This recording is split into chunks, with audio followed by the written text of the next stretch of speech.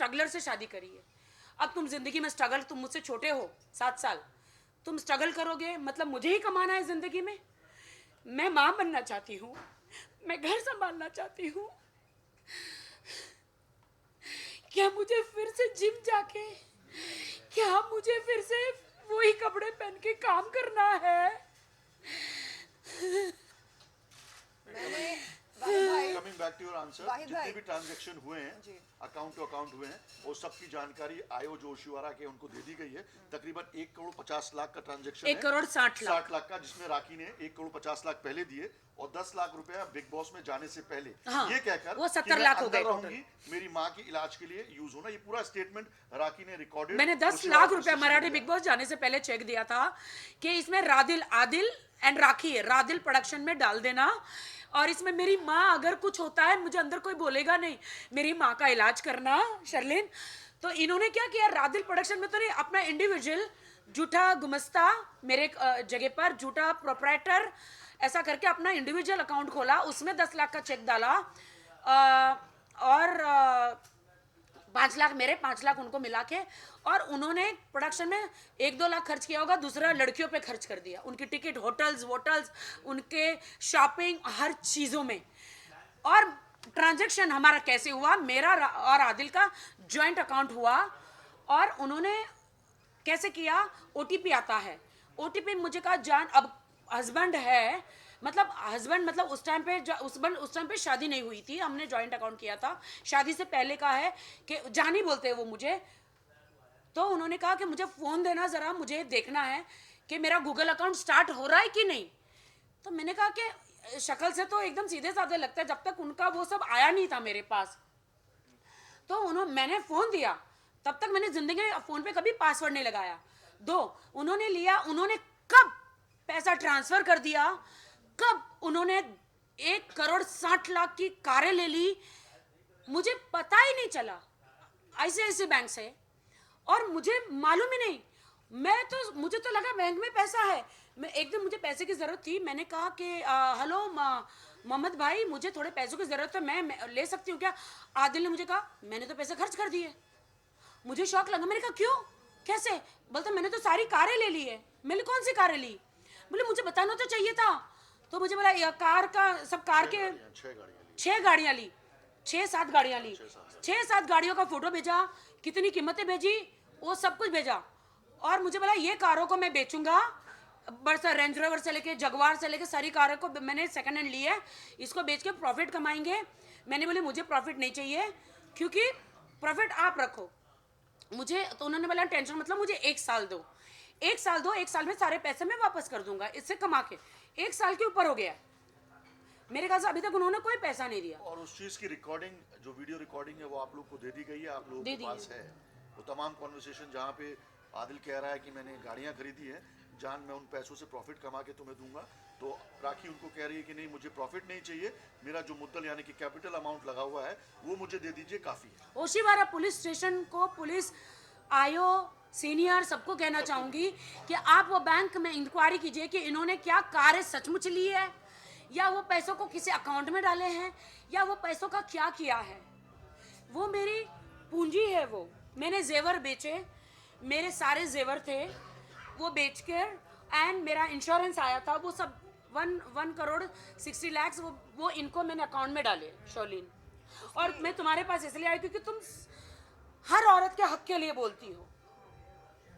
मैंने यही कहा राखी जी से कि उन दिनों जब आदिल आपके पास आया था, तब आप कोई अपना लोन क्लोज करने वाली थी?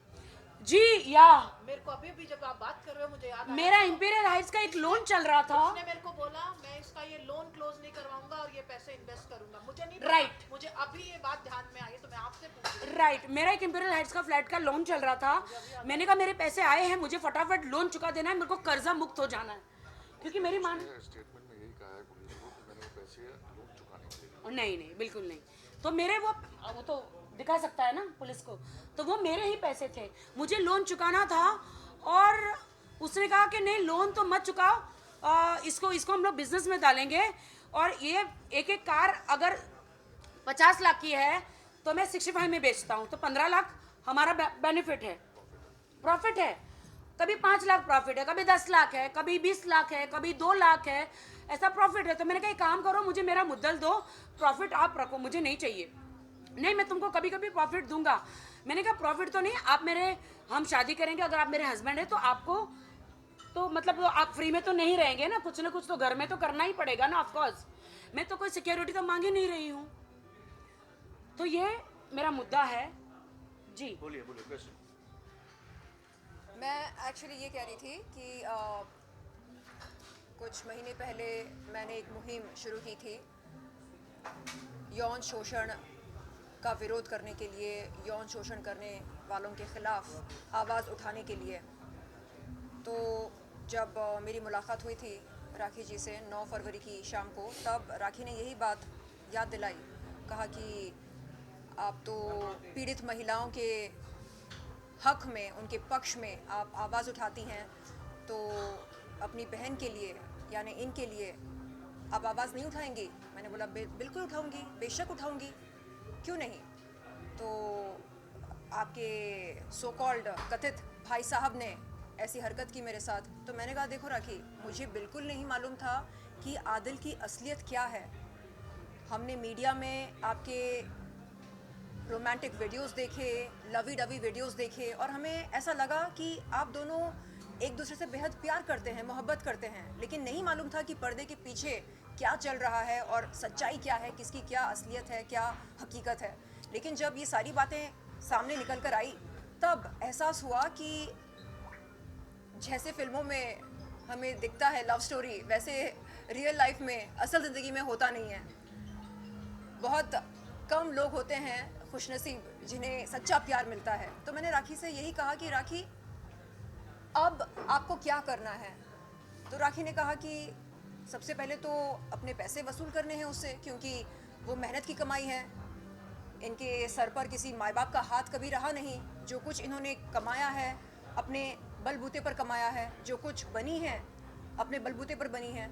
तो मैंने कहा हाँ, ये बात, मतलब इस बात से मैं सहमत हूँ कि आप प्लीज़ अपने पैसों की वसूली करें। I feel so sad Sherlyn, गर्लफ्रेंडों को जेवर बांट रहे हैं, बीवी को कभी एक रिंग तक नहीं लेकर दी। मैं बड़ा बनूंगा, पहले तो मुझे बड़ा बनाओ। मुझे इस्तेमाल किया, सीढ़ी बनाया बॉलीवुड में आने के लिए। ऐसा कोई स्टार नहीं जिसे मैंने आदिल को नहीं मिलाया। मीट माई हस्बैंड, सारे स्टारों ने आदिल को इतना रिस्पेक्ट दिया, प्यार दिया। मुझे आज इतना दुख हो रहा है कि मैं तुम्हें सिर्फ मैं ही मिली थी क्या सीढ़ी बनाने के लिए? मेरी जिंदगी में तो और भी दर्द थे। सबसे ज्यादा तब हुआ जब मेरी माँ कैंसर से हॉस्पिटल में लड़ रही थी और ये लड़कियों के साथ घूम रहे थे। मेरे पैसे जो मेरी माँ के इलाज के लिए होने चाहिए थे, वो ये लड़कियों के पीछे पार्टियों में, क्लबों में। मेरी माँ हॉस्पिटल में है और ये क्लबों में घूम रहे हैं, किस कर रहे हैं, क्या क्या कर रहे हैं। और मैं वहां पे बिग बॉस में काम कर रही हूँ, मराठी बिग बॉस में।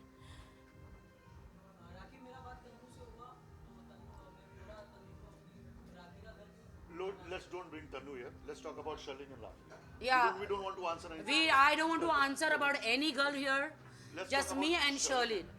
No more question about it. राखी ये जानना चाहेंगे, एक नॉर्मल रिश्ता भी जुड़ता है तो वो पहले देखता है कि लड़का कैसा है, क्या है, सिक्योरिटी पहले तो वो लेता है। आपने ऐसा क्या देख लिया था आदिल को जिसमें क्या देख लिया था? मैंने राष्ट्रीय को सबको वीडियोस भेजे थे। वो आपको खाना खिला रहा है, आपको जूते पहना रहा है, आपको सॉक्स पहना रहा है, आपके बाल गूंथ रहा है, आपको प्यार कर रहा है, आपको फिल्म देखने लेके जा रहा है, आपकी छोटी छोटी जरूरतों को पूरा कर रहा है। आपको अभी वो कह रहा है कि मैंने कार गिफ्ट करी है। शैली, कार मुझे किसने गिफ्ट करी है? अब तू ही बताए तो अच्छा। आप बताओ। मुझे शैली ने कार गिफ्ट करी है। वो जो गिफ्ट थे ना, वो BMW X1. हाँ, BMW X1. BMW X1 जो है, शर्लिन अपना शैली जो है वो मेरी बिजनेस पार्टनर बनना चाह रही थी, मैसूर से है। तो इन्होंने मुझे कहा तुम छोटी कार में घूमती, मुझे अच्छा नहीं लगता राखी, मुझे लगता है कि मुझे तुम्हें एक कार गिफ्ट करनी चाहिए, तो तुम मैसूर आ जाओ।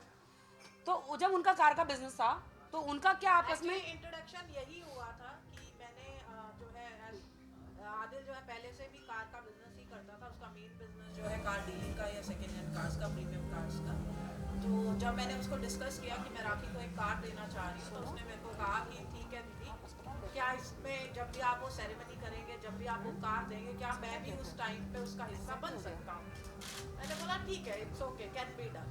तो जो मुलाकात जो राखी की हुई थी, नींद नहीं आती एक्चुअल जो मुझे। जहाँ से मतलब बातचीत शुरू हुई, मैंने राखी को मैसूर बुलाया था और मैसूर से हमने कार्ड दिया, वहाँ से ही जो है ये सिलसिला जारी हुआ। तो मुझे वो कार शैली ने दी थी, लेकिन उस वहाँ पे उसने बोला तुम मेरा नाम लो, मेरा नाम लो, शैली का नाम नहीं आना चाहिए। और मैंने कहा ओके, बट मैंने हमेशा जब कहती थी शैली ने मुझे कार दी तो हमेशा वो चिढ़ते थे। बट आदिल, आपने बहुत बुरा किया मेरे साथ। बाकी मेरा एक सवाल रहेगा, जिस तरह आपने कुछ समय पहले एक ट्रांजेक्शन की बात की, काफी सारे बड़े बड़े अमाउंट ट्रांजेक्शन हुए, कभी आपने कैश बुक या फिर कुछ बैंक से आपने पता करने की कोशिश की कि वो अमाउंट जा कहाँ रहे एग्जैक्टली? मैंने बैंक से पता करने की कोशिश की, उन्होंने बहुत सारे अकाउंटों में ट्रांसफर मारे। तो मेरे हस्बैंड को पूछा आपने ये कहाँ ट्रांसफर मारे? तो बोलते राखी डोंट इरिटेट मी, वो जो गुस्सा हो जाते हैं तो जो मारना शुरू कर देते हैं। क्या आपने कभी बैंक से संपर्क नहीं किया? मैंने किया, मुझे कैसे पता चलेगा उन्होंने कहाँ ट्रांसफर किया? मैं उन लोगों को जानती नहीं हूँ ना, जो मेरे हस्बैंड आदिल ने मतलब जो ट्रांसफर किया मुझे नहीं पता है ना, उन लोगों को मैं नहीं जानती हूँ। अब वो पुलिस इंक्वायरी करे ना, कि उनके अकाउंट में से पुलिस इंक्वायरी करे ना। मैंने तो केस किया है।